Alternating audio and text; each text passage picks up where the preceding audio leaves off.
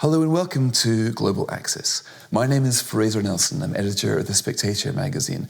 I'm delighted to be joined by Josef Joffe, who's going to talk about Germany and the future of Europe.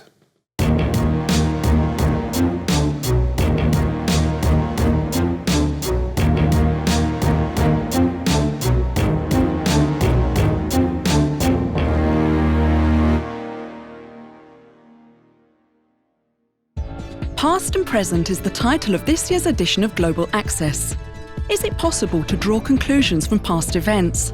Or is man doomed to repeat the mistakes of yesterday? How do authoritarian regimes use their own country's history to secure power? And what role does the individual play? In these interviews, researchers, journalists and writers try to answer these questions. When Germany reunited, there were fears that the country would once again become too powerful, with the risk of new major conflicts. Fortunately, that was not the case. Josef Joffe believes that the historical legacy prevents Germany from assuming responsibility as a great power. Ironically, it's the reluctance to rearmament that creates tension in Europe today. Can Germany free itself from its past? So these are times of great crisis for Europe, a time where the whole continent has needed direction. Now, it was always assumed that Germany, the economic basis of this project, would give that leadership. Instead, we see a power vacuum in Berlin and squabbling with Macron, not just over small things, but over the basic direction of Europe. So where is Germany? Where is the great director? The EU when we need one. Where Germany is easy. We look at the map and it's in the center of Europe.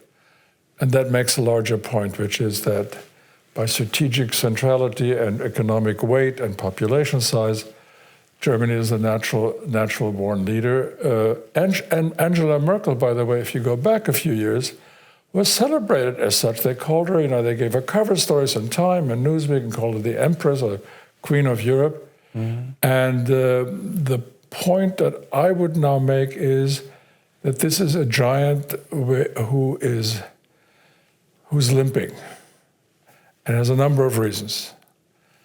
One, by the way, you just mentioned France.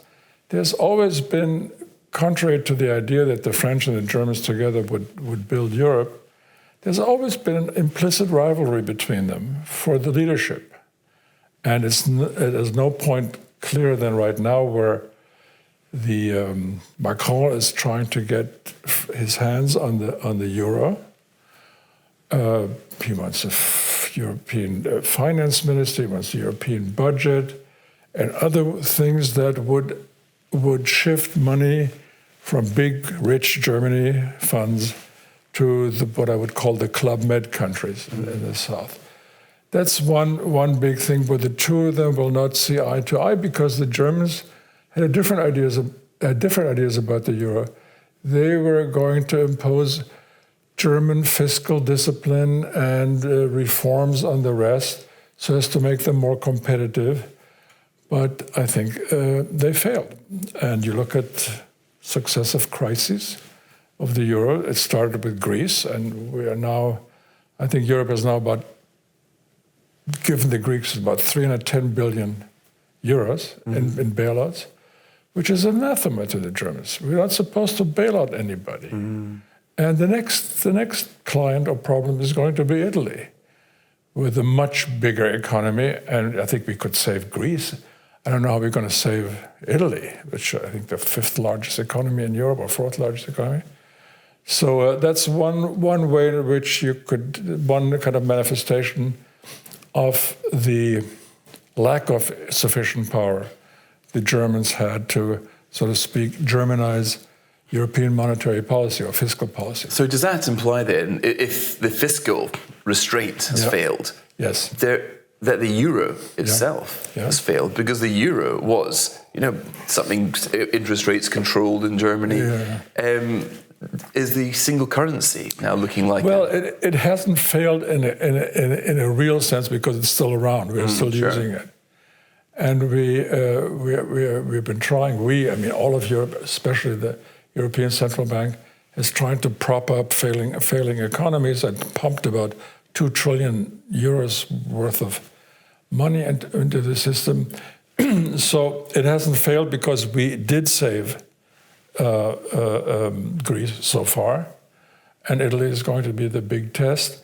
But it has failed in a more profound sense. In a sense, the idea was once you can no longer devalue on the outside, which the French and the Italians have done for years on end to remain competitive, you had to go into internal devaluation, meaning that you had to become more competitive at home. You had to reform your labor markets. You had to lower wages or make them more flexible. You had to stop racking up these huge deficits. Sure, but that means austerity, very unpopular. Pseudo-austerity, some people call it. I don't call this austerity. I mean, 3% deficit is not austerity. I mean, real austerity we did back in the 30s.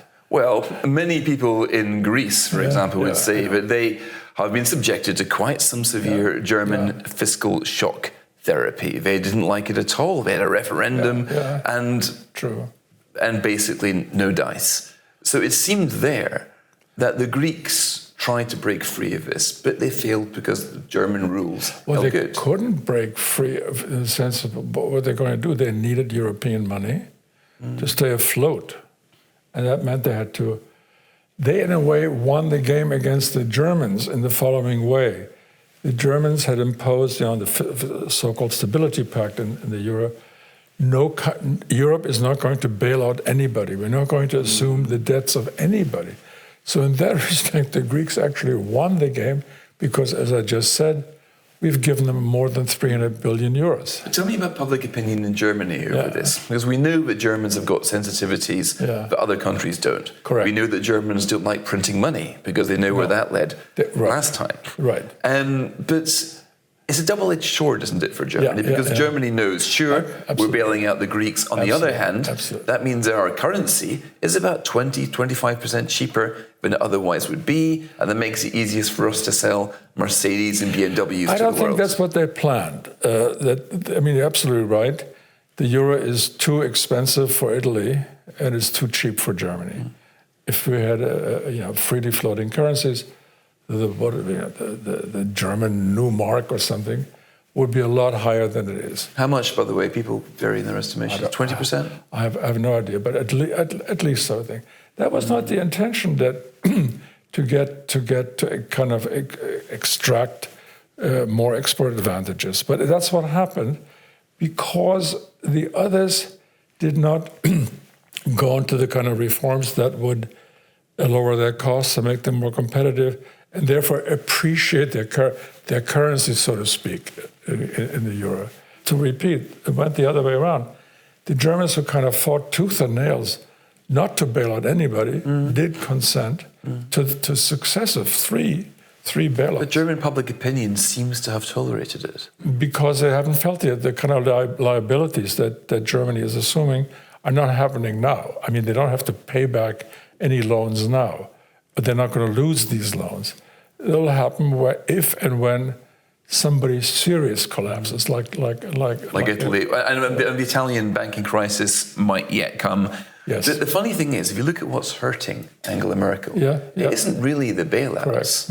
What's hurting her are the migration and other relating issues. That's another point where I think the Germans thought they could determine European policy. And so when the flood came in, Angela Merkel appealed, as it turned out in vain, for everybody to take his fair share of refugees. But they didn't. I mean, the French took about 70,000. The East Europeans took practically nobody. And in addition, the refugees wanted to go to Germany. Of course. Because it's full employment, it has a perfect welfare state, and it has open borders. So as they came across the Balkan, they didn't want to stay in Hungary or not even in Austria. And the Austrians were only too happy to tell them, over there, that's where Bavaria is. And by the way, when the Bavarians ruled briefly over the Salzburg, which is on the border, they were very nice to us. And so we had this. You had a million plus people come in. What is saving saving grace, if you wish, is that it's no longer 1 million. It's about 150,000. Because the Balkan countries have closed their borders. The EU has paid the Turks a lot of money, billions, to keep refugees there and to kind of act as our border guard, so to speak. So it's come down to about 150,000 a year, and that, I think, has lowered the pressure on the Germans and the German government. Right, it's lowered some of the demographic pressure and financial pressure, but let's talk about the political pressure. Because if you want to understand why Merkel is so weak right now, it's because her political position, she's crawling around begging for support. Because it's a nice image. Well, sure, they had to convene a special summit, the Let's Bail Out Merkel summit recently. You'd never think you would see it, but they needed her. Yeah. And this is because of the political ramifications of the demographic changes. Yes, obviously. But there's more to it, I think, which turns this answer, as I'll soon try to explain, into an all-European answer. Let's stick with the Germans. Quite clearly, the influx of the refugees gave rise to a right-wing, xenophobe, anti-immigrant party, which had never been able to strike roots in Germany, for good, obvious historical reasons. This is the AfD, the Alternative for Germany. So they are around 14%. And they're the official opposition. Yes, as it were.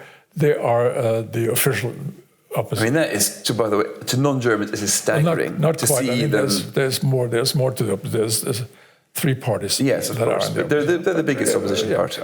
So I would say to the extent to which the refugee flow has dwindled or narrowed, I don't think they're going to go beyond what they have right now. It's 14%.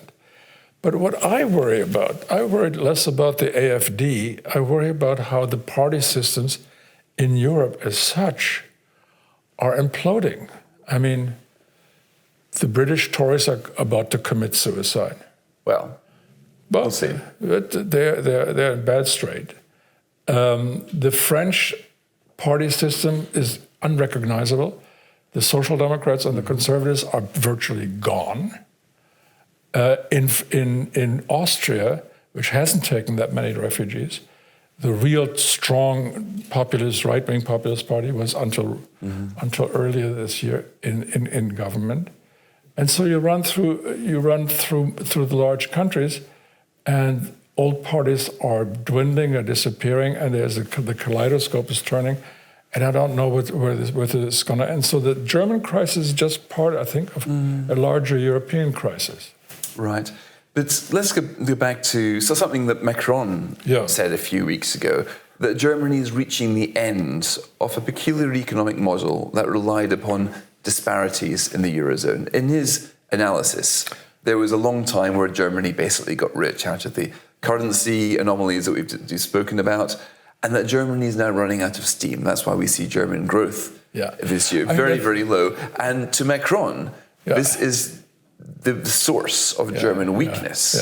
This is a combination of wishful thinking and passing the buck. All of Europe is now sliding slowly into recession, all of us, and growth is on the average below 1%. That the Germans are exploiting the rest inside the Euro system, I would play that card too if I were Macron, because I, as a French leader, have not been able to reform French labor markets, for instance, or the pension markets and so on. So it's very useful to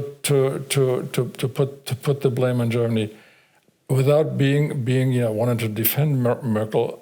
I think this is a wrong analysis. It's a transparent analysis. But the main problem is that Italy and France, above all, haven't done their reformist homework.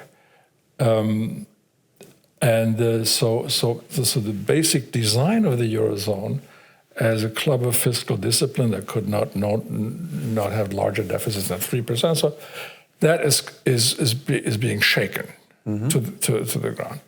But I think Macron is being very unfair in blaming the Germans for his problems. Right. But nonetheless, you can see what's going on here. Macron he's vying for the European crown. He's come up with a plan for Europe, that they have more joint budgets, for example, greater fiscal federalism. They want Germany to spend more, to inflate, to become less competitive. Right, but it seems as if that isn't going very far. Macron's vision for Europe doesn't seem to be shared. His problem is that he is domestically just as weak as Merkel is. That's what I meant to say, that the crisis transcends Germany. I mean, he has almost been brought down by the yellow vests, and is now buckling and now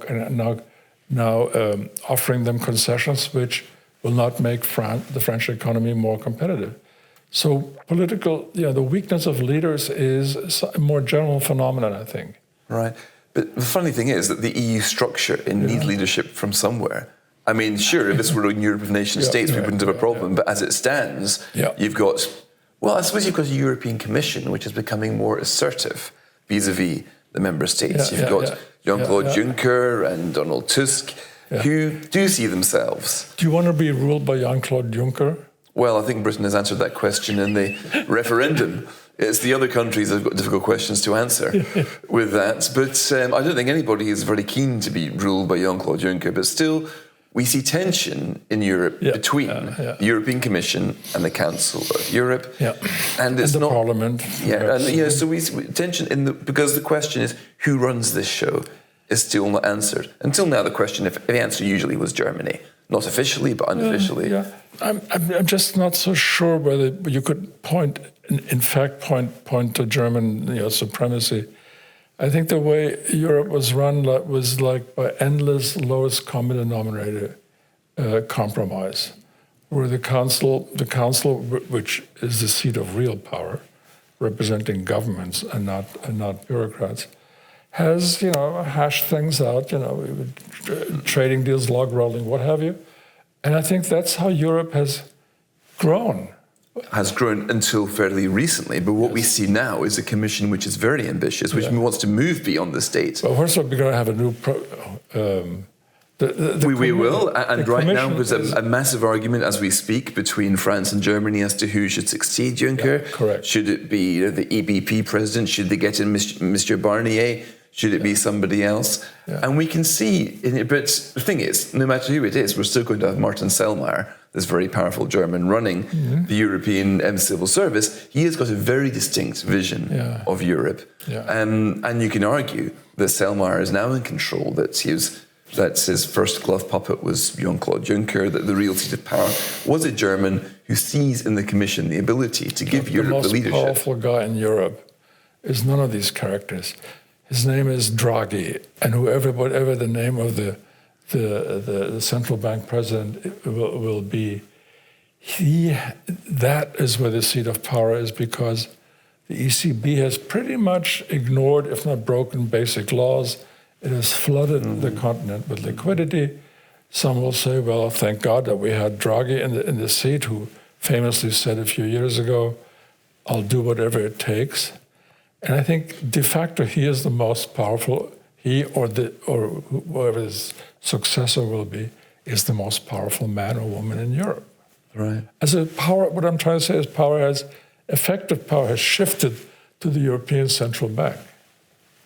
When it comes to economic policy, but there are other questions about how far a directive should go.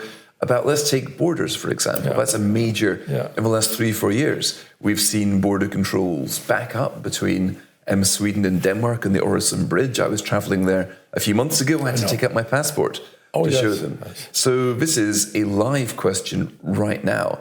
And it seems as if people in Europe are wondering, has the project overreached? Because in the late 90s, when we agreed Schengen and all the rest of it, nobody really moved from country to country, not in the way that they do now. The mobility, the inter-border mobility, is transformed. So the question Europe faces is whether the rules it's using are out of date, whether the idea of borderless travel is out of date, whether the public want borders back, and if refusal to grant the public what they want will lead to populism. This is true. What you're saying is absolutely true for Britain, and in fact that has been British policy. Take back control. To use a famous line. The Germans, I don't think, will ever accept the return before 85 when we imposed the borderless regime. That is a kind of holy of holies for Merkel and whoever else is going to be in the seat of power. So So look at what Europe has done in an informal, non-official way. We have extended our borders to the Syrian-Turkish border. Mm-hmm. The effective borders are now there, where we've recruited Mr. Erdogan, a very nice guy, with lots of money, by the way, billions, to act as our border guard. That has been a Merkel initiative, and that's where she actually succeeded in, so to speak, extending the EU's border to Syria. And the purpose was quite clear.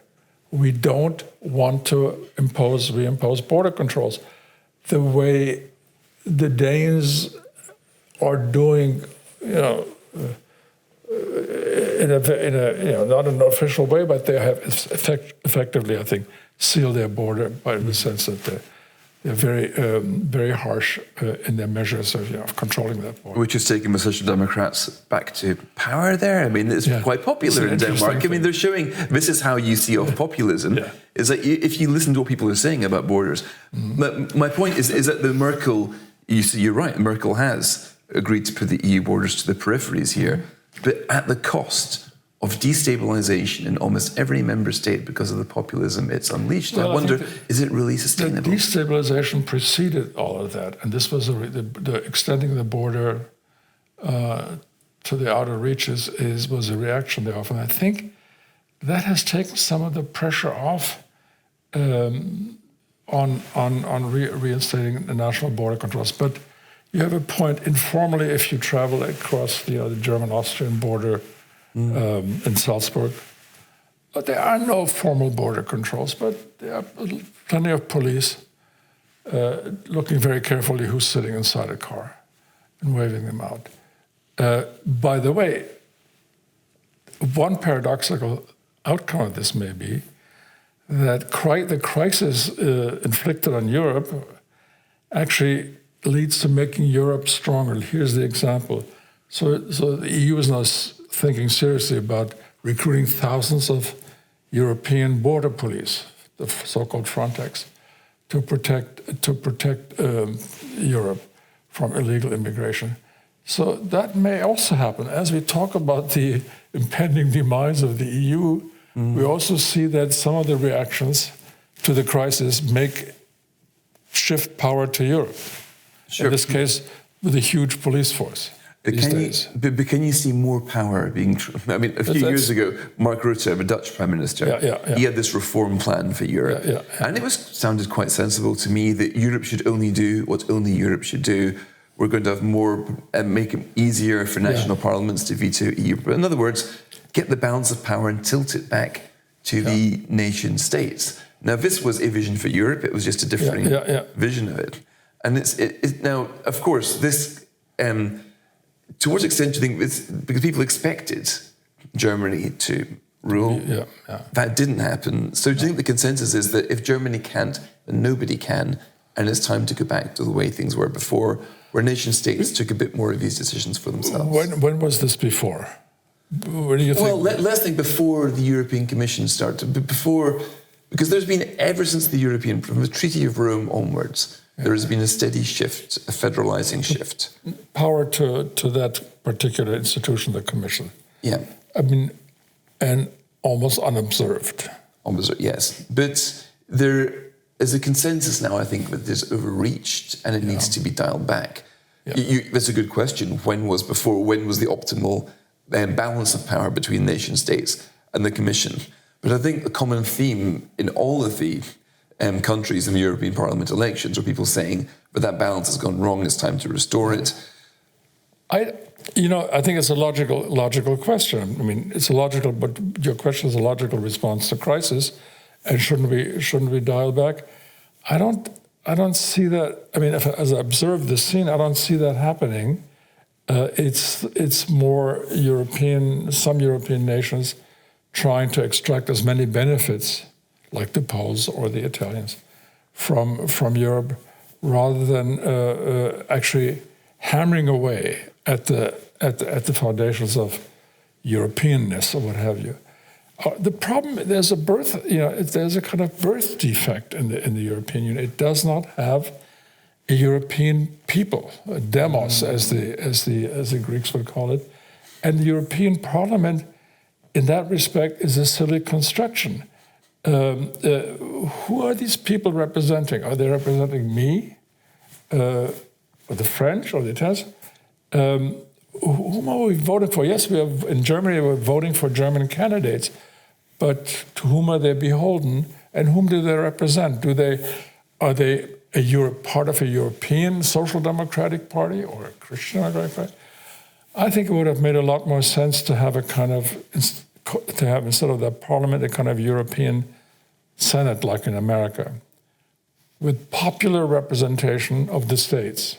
I mean, we in Germany or Britain or whatever elect the way Americans elect their senators by popular vote. Isn't that what happens now? Each country elects MEPs?